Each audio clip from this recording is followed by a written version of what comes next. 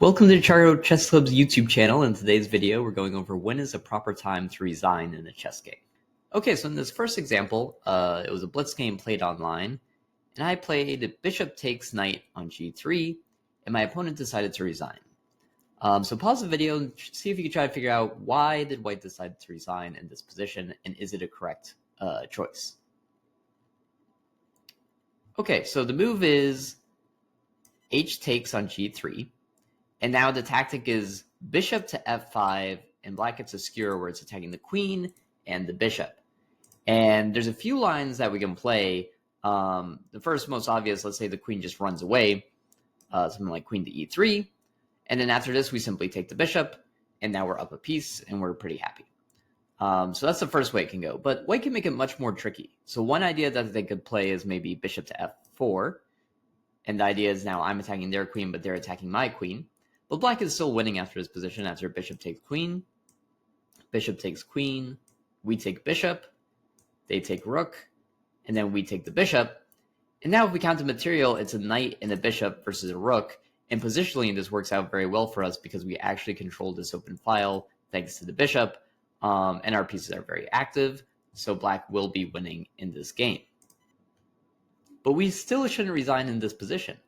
So right here, if white captures, and black plays bishop to f5, white actually has a winning tactic here.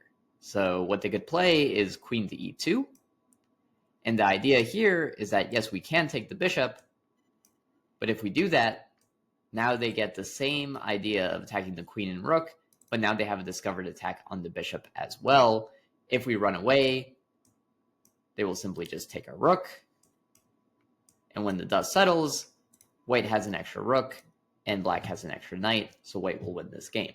So this next example is a real-life over-the-board USCF game, and my opponent decided to resign after I played rook to h7, getting a skewer on the king and the rook, and I was a little surprised when he decided to resign right then and there. This was a very tactical game, and my opponent thought that he saw a tactic where white is completely winning.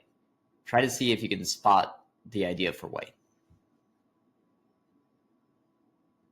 Okay, so the idea that my opponent saw was king to g4, followed by rook takes on g6 check, a great in-between move, and then rook takes, king takes, and then this knight goes to f4 and attacks the king on h3, and the rook on g6 gets a fork and wins the game. But the problem is I have to show this with arrows because it doesn't actually work. So let's go through this and see if we can play it out on the board. So king to g4, check, captures,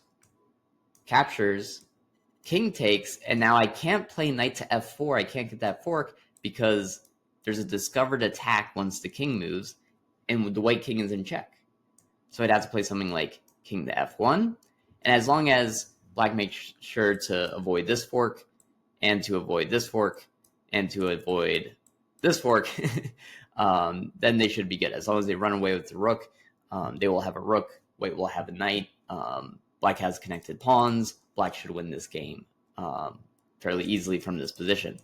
So instead, this would have just been a draw because we'd have rook takes, and then something like king to f2, and the position is even, and it could get a little crazy with both rooks attacking a lot of pawns, but it should be a draw in this position. Okay, so we just saw two examples of where we shouldn't resign. Now here's an example where we definitely should resign. So this is a game that I played as black, and my opponent was Jay Bonin, the international master, and he played queen to g5. And queen to g5 wins no matter what. My original idea was to play bishop to f8.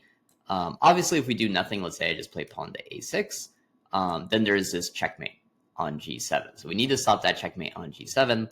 And one idea was to play bishop to f8.